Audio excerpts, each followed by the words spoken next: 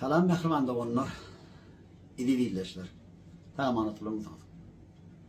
Bunun men siz bilen esası biren arasında ananışmak, ananmak, öz sözüme göparlık, sözümde durmak, agrar, libil, sözünün iyisi, şunun yani bağlanışlı gururun edetin meliyede sebebi bizim atababalarımız, bizim pederlerimiz şeyle birek bilen anamşık beliptirler, anamtırlar. O sözünü durup dururlar. O söz verdin mi, sözünden değinmezlik. Ya ehdettin mi, ehdinde değinmezlik. Igrarında, levzin halallığı, ştatlarda ken bir de ençeme vesiyetler, ençeme rivayetler, tımsallar koyup dururlar. Demek, tımsallan rivayetten anırsında da demek, hakikat yatıyor. Bir kavat neyme, bir sözümüzün eyeti bol bilem zor, kavat bir yalan sözler ya ananım zor şunu. Şu ananmaklık neyme deniliyor aslında? Şu ananmazlık hem neyme deniliyor aslında? Ananmağa esası iş tartışan adamın sözünde durmaklığı, geleyin niyen vakti gelmekliği, şu sana vaade veren dağdını, vaadını durmaklığı, esas şunu, yönü, on tersine ananmazlık, şol yankı vaade veren dağdına sözünde durmaklık, ya livdine aşağı bir pisli etmek, zaten himmetine ananmazlık yatırdı. Şu bir ananan yağdayına ol, işlerim gülüyor oluyor. Benim durmuşumda kendi şunu yağlı bulunma. Size de bulunur mu yakın adamlar? Ananmazlık bulunur. Her bulup bir ananmazlık. Tabi ananmazlık adam pek diye. Sonra iş tartışatın giren ok. Doğruydu. İş tartışatın giren ok. Yönü bizim yine hadi palamız, bizim pederlerimiz, bizim atababalarımız şeyler, o yol görür yani. Türkmen'in livdinin arasındığını, Türkmen'in agrarlılığını, Türkmen'in öz sözünü duruyanlığını bize suud edip beni şunları getiriptir. Hatta onu akrama arkadamız öz eserlerine de yadı ya. O ömrümün manfaat eserine de şöyle anans vardı, agrar vardı, bir sözlülük vardı, ken nıltaya. Ne? Şu anam aslında iman getirmekten manını elde edenim, ben düşünüşüm. Böyle rivayet yadıma düştü. Bir ulu bir oğlanları okuyan bir moğollu var eken. Moğollu bir öyle şeyle haripa oğlanları okuyor. Yaş yetkincikler okuyor. Aynı bolsa bir 10-12 yaşındakiler okuyor bunu.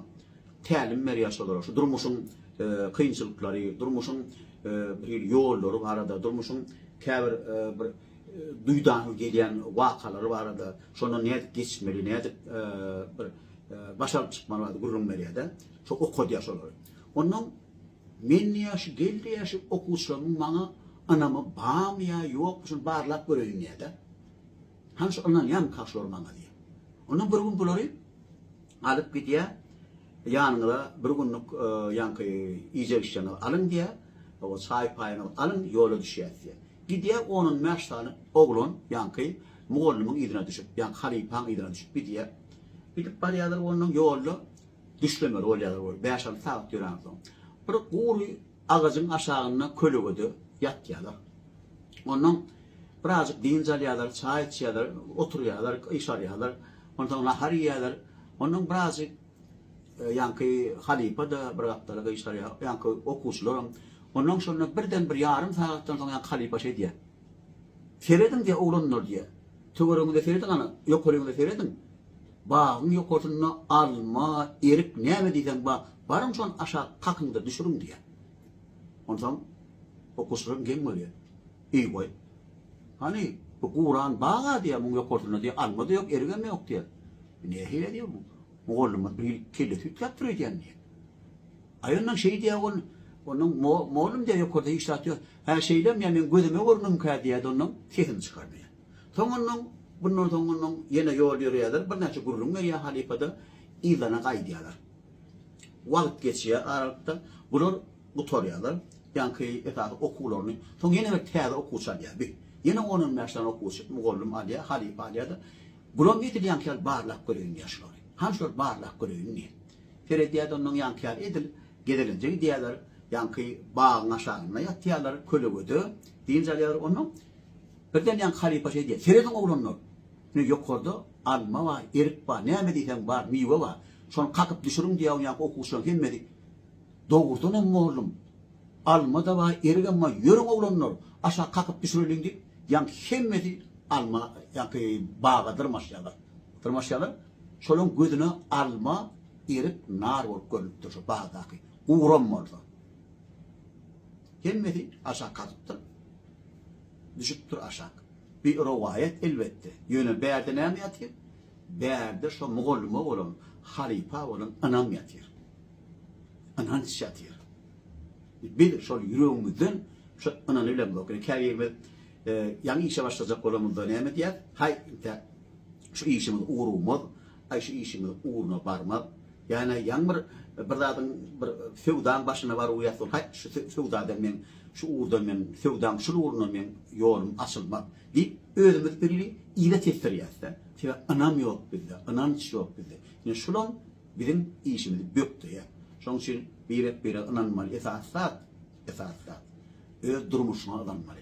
Esasat öz yurduna ananmalı. Esasat maşgalağına, esasat sağlaşıklığına, esasat şunun ki gününe ananmalı. Şunun için mehran doğanlar bir ananmakla da sağlayan mehdi. O hay şey diyen, ananın bir o ne mi? Dost ilmi ama ne mi diye? Kıyımın nesine diye da. Şunun için ne mi? Dostumuz olsun. O dostumuz etir doğanların yakın mı diye kayarlarda şunun için. Dost kadanın, vefalı dost kadanın bir anana varıyor. Mina size anan yan mehran doğanlar. Sizin bana anan sanıl, orlana bir anan baklık değil ya şunun için. Canın sağ olsun. Yeni netip olsa dost varlığı gurrun eder. Esasda can sağlık. Maşkalarında ağırlık. Sağlaşıklamanın gülküsü yanlarında her üreydi. Zıkır sesleri gülküler yanlarında böyle yani. İlmidama hala dininin aşamında şolara yer yarlak borsun. İlmidama aşamında şolara geyer yarlak borsun. İlmidama şolara diğer yari dilimize füyücü sözler borsun. Başkalar hiç alantan etmem. Gül yari durmuşumda Hudaya şükür. Sağ olun mehruanda ondan. Canına sağ olsun.